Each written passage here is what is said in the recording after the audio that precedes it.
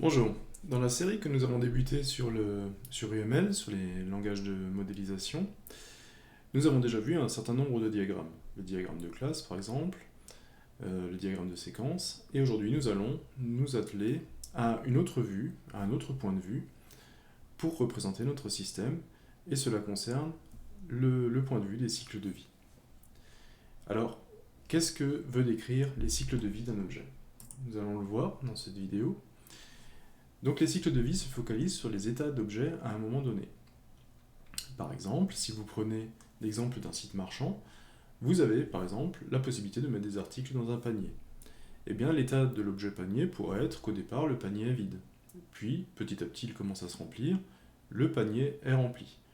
À la fin, quand vous commencez à passer la commande, le panier est validé, puis vous procédez au paiement, le panier est payé, et enfin, lorsque la livraison vous arrive, en fait, le panier a été livré et le cycle de vie du panier est terminé, puisqu'il a rempli son office, il a fait le boulot, et en fait, on n'en a plus besoin.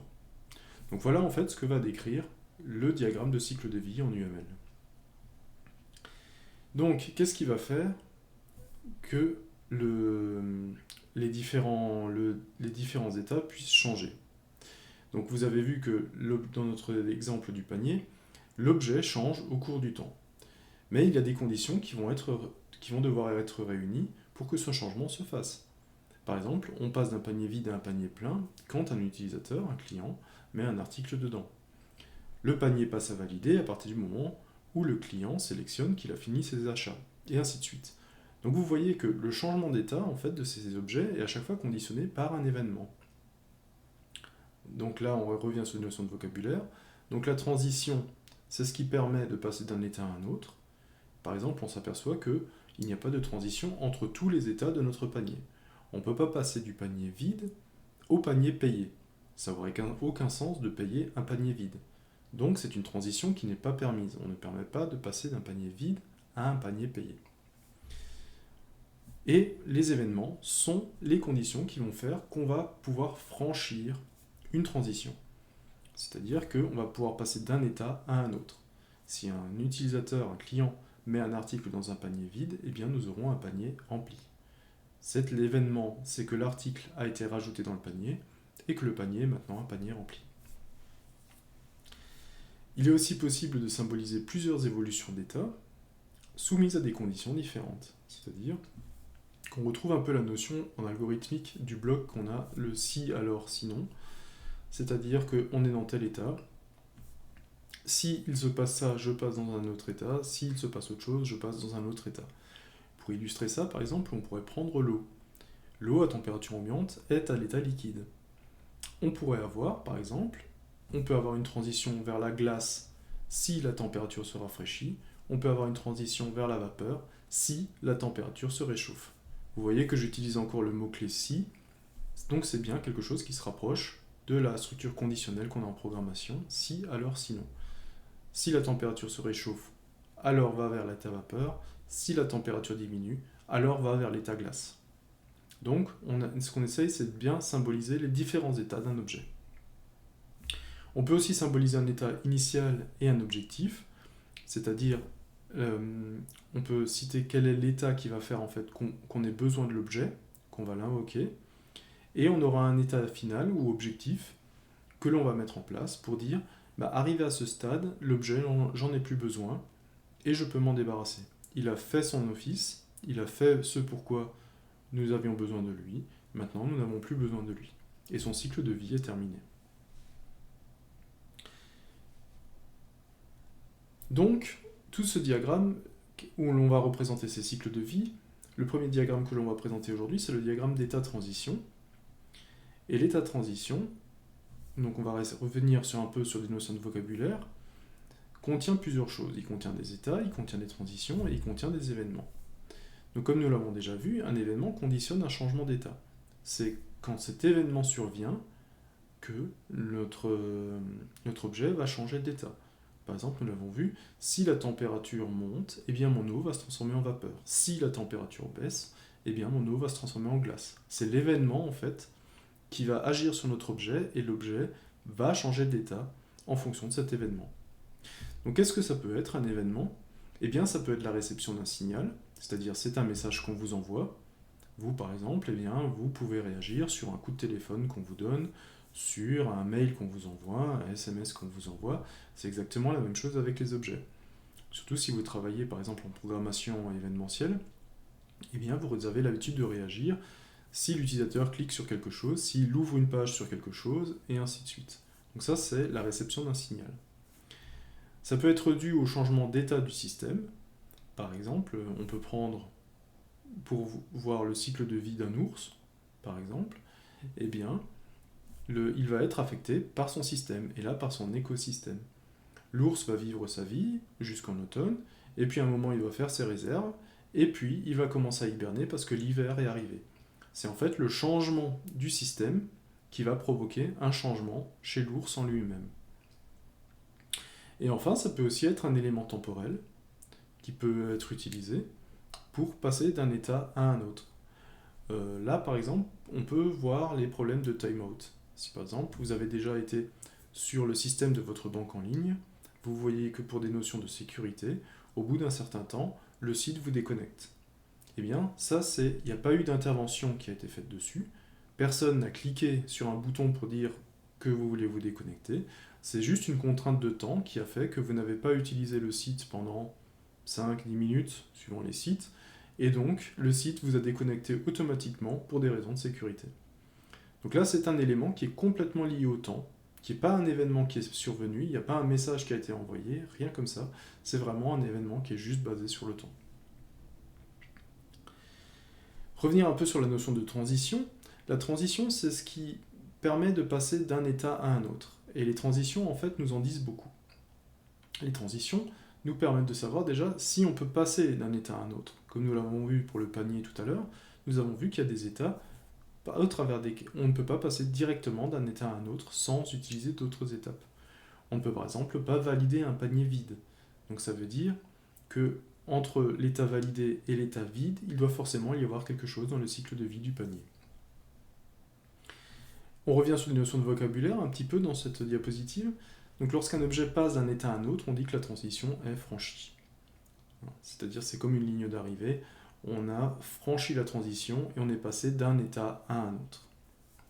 Donc une transition est souvent liée à un événement, ce qu'on a déjà vu, qui conditionne le franchissement de cette transition. C'est-à-dire que quand cet événement est réalisé, et l'événement, on vient de voir à peu près, on vient de voir les différentes sortes d'événements qu'on peut avoir, et bien c'est quand cet événement est réalisé qu'en fait l'objet passe d'un état à un autre et donc franchit la transition.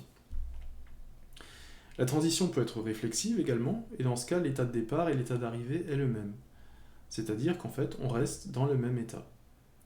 On peut par exemple dire, de voir ça simplement, vous avez fait un manuscrit, vous avez fait un texte, et vous le relisez. Et puis, vous vous dites, tant que j'en suis pas satisfait, je vais le relire et je vais le remodifier. Et donc, en fait, on pourrait se dire que votre manuscrit est dans l'état en cours de modification, vous le lisez en entier, vous n'en êtes pas satisfait, et bien vous retournez au début pour pouvoir le relire.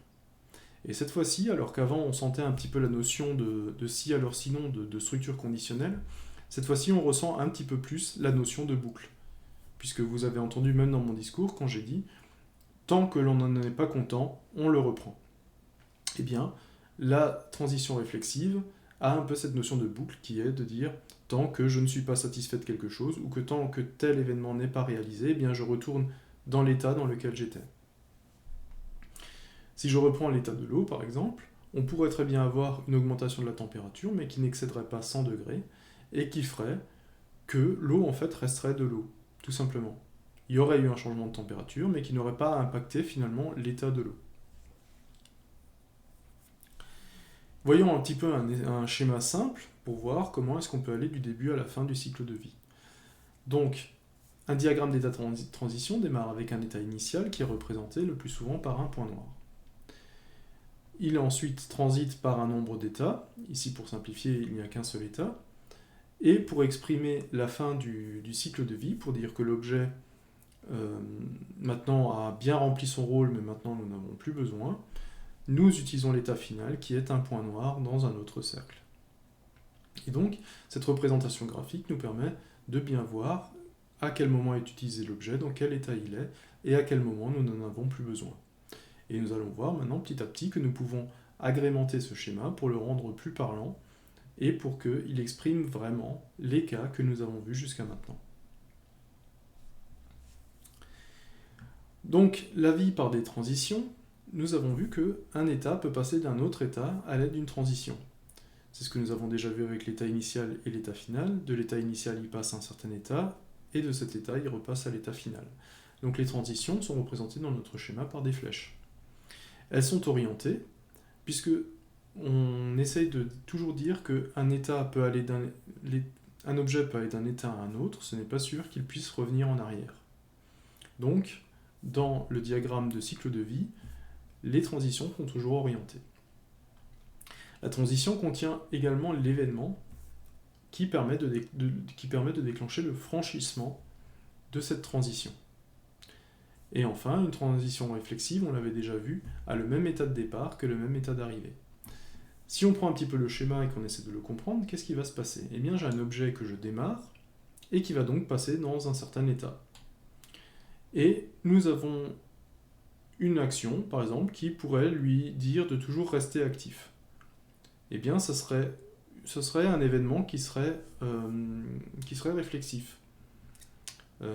Et donc, ça voudrait dire qu'il est dans l'état actif, on lui redemande de rester actif, je ne sais pas, encore 10 minutes ou encore une demi-heure, et donc il resterait dans le même état, jusqu'à ce qu'on lui dise de stopper, et donc on lui envoie l'événement de stopper, et là il se terminerait dans un événement final, dans un état final. Donc il aurait rempli entièrement son cycle de vie, on l'aurait démarré, il aurait fait un traitement, et on l'aurait stoppé, il aurait fini son cycle de vie, il aurait fini de faire le travail qu'on lui a demandé, et donc il serait devenu obsolète. Comme je vous l'ai dit, on peut intégrer également la notion de structure conditionnelle. Un petit peu ce si alors sinon que l'on sent quand on décrit le diagramme de cycle de vie. Et cela, en fait, dans le diagramme d'état de transition, ça s'appelle les conditions de garde. Les conditions de garde sont en fait les conditions qui permettent à un événement de se réaliser. J'ai repris mon petit schéma là, qu'on va décrire. Donc je pars de mon état initial, et par exemple j'ai un traitement qui va me traiter les factures. Il traite une facture, et il regarde s'il y a encore une facture. Il arrive à la fin de la première facture, il veut stopper. Et donc il veut stopper, mais il voit qu'il y a encore des factures. Et s'il voit qu'il y a encore des factures, eh bien il se remet à traiter une facture. Si jamais il stoppe à la fin d'une facture et qu'il voit qu'il n'a plus de facture à traiter, eh bien là, en fait, il va aller vers l'état final. Donc la condition de garde permet bien d'exprimer une structure conditionnelle. Elle permet de réagir de différentes manières à un même événement. Donc, nous avons vu aussi que nous pouvons simuler une boucle à l'aide de la transition réflexive. À partir du moment où vous avez traité une facture, il en reste à traiter, et bien je reviens dans mon traitement de facture et je continue.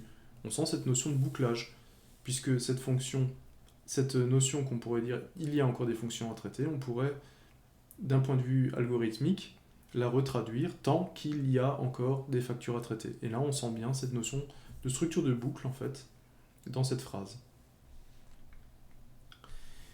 La spécification des activités nous permet de rendre encore le diagramme plus parlant en expliquant dans les détails ce que nous allons faire dans chaque étape. Là, nous avons fait par exemple un diagramme de vérification de facture, mais si nous voulons être un petit peu plus précis, nous pouvons dire que en entrée de notre état, donc c'est-à-dire que quand notre objet arrive dans cet état-là, la première chose que nous faisons, c'est que nous vérifions la validité du fournisseur. Première chose que nous vérifions sur notre facture. Ensuite, pendant le traitement, donc notre do, nous vérifions les informations de la facture. Et enfin, avant de sortir du traitement, nous nous assurons que la facture soit bien payée. Donc en fait, c'est juste pour décomposer un petit peu ce que va faire l'état, pour que l'on se rende compte en lisant le diagramme de qu'est-ce qui est fait à chaque étape. Et là, en fait, on peut spécifier est-ce que c'est plutôt fait à l'entrée de l'étape, est-ce que c'est plutôt fait à la sortie de l'étape, ou est-ce que c'est fait dans le corps de l'étape. Donc c'est différentes choses qui peuvent être mises en place pour rendre encore une fois notre diagramme plus parlant. Nous avons vu aussi dans cet exemple que nous mettons à jour la base de données qui est aussi une action que nous allons réaliser pendant le franchissement d'une transition. Pourquoi est-ce qu'il est intéressant de mettre la base de données à jour à la fin? Eh bien, ça vous permet de ne pas avoir d'incohérence dans les traitements de vos données. C'est un petit peu, si vous avez fait de la base de données, c'est un petit peu le principe du commit et rollback. C'est-à-dire que vous insérez dans votre base de données, et c'est seulement quand la base de données est entièrement cohérente que vous faites un commit. C'est-à-dire que vous voulez maintenir la cohérence de votre base de données. Et bien là, vous avez la possibilité d'indiquer ce genre de choses en mettant la mise à jour de la base de données sur une transition. Donc, en fait, c'est que vous mettez votre base de données à jour uniquement quand vous êtes certain que toutes les factures ont été traitées. Il y a aussi la possibilité, dans le diagramme d'état transition, de dupliquer une transition et de rendre en fait les traitements parallèles. Je reprends un petit peu l'exemple d'une envoi de commande.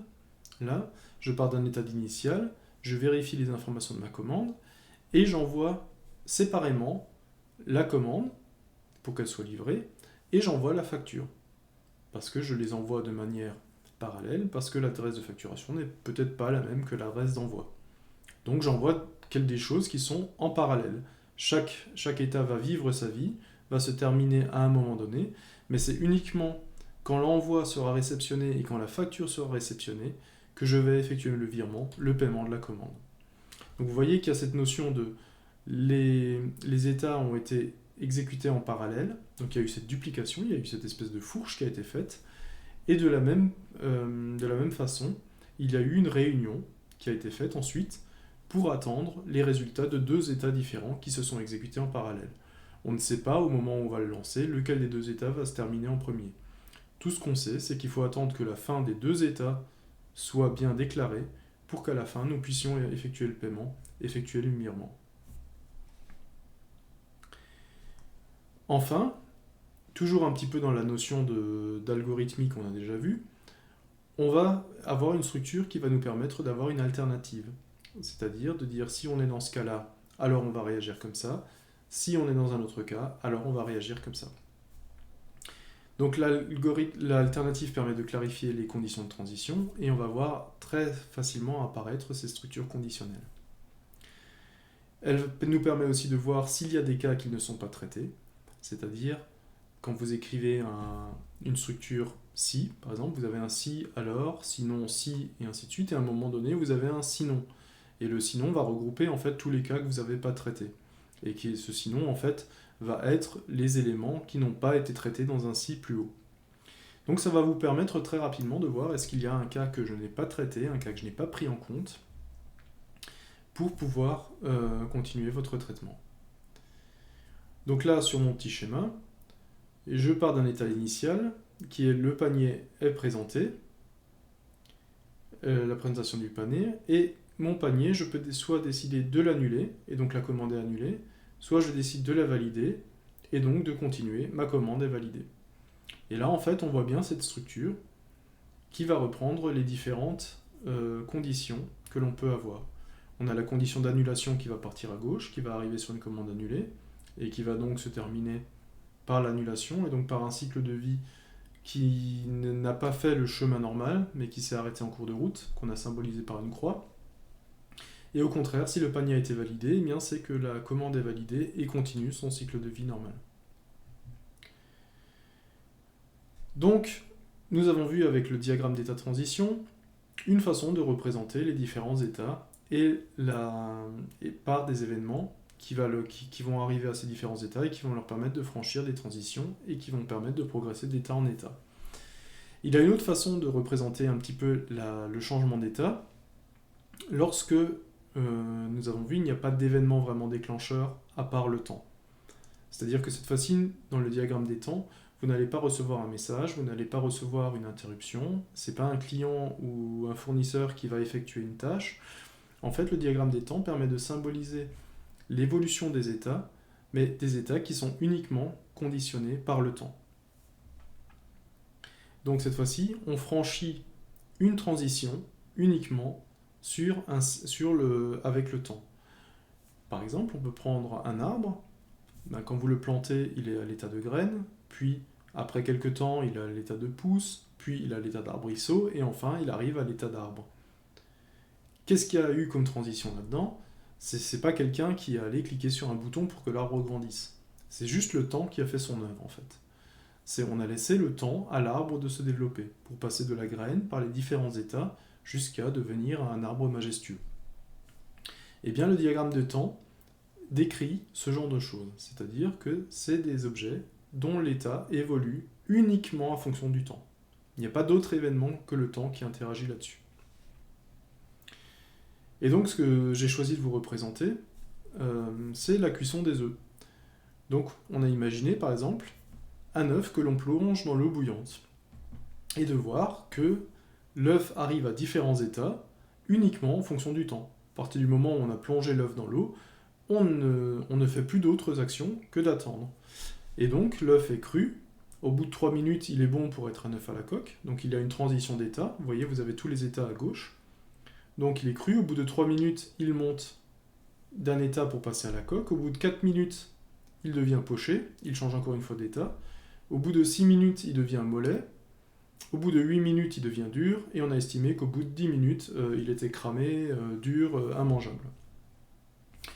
Et donc, en fait, vous voyez qu'il y a la même notion que dans le diagramme d'état-transition, il y a cette notion de changement d'état. On passe différents états, on passe différents stades, et la condition pour passer d'un état à un autre est cette fois-ci plus un événement qui arrive, plus une validation de commande, plus une validation de paiement ou ce genre de choses, mais c'est uniquement le temps qui passe. Donc il n'y a peut-être pas beaucoup de cas qui vont être représentés par le diagramme des temps.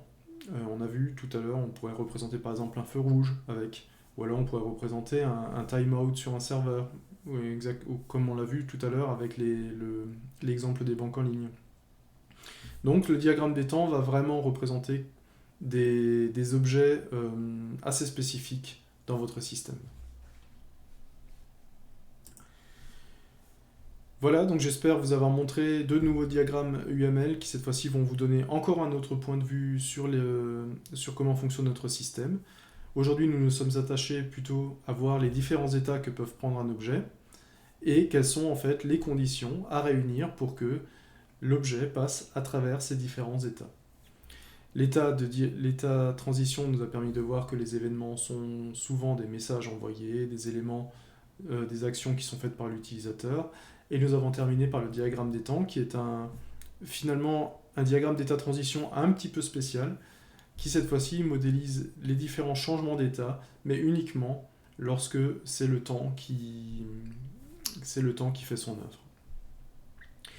Voilà, donc j'espère encore à travers cette vidéo vous avoir donné un nouveau point de vue, une autre façon de voir les choses, une autre façon de modéliser votre système, pour un petit peu encore modéliser vraiment des objets un petit peu spécifiques qui changent d'état, et petit à petit, en accumulant ces différents diagrammes que nous avons vus, les diagrammes de séquence, les diagrammes de classe, maintenant les diagrammes d'état-transition, nous allons avoir une représentation toujours plus précise de notre système. Donc il me reste à vous souhaiter une bonne journée et à vous dire à bientôt.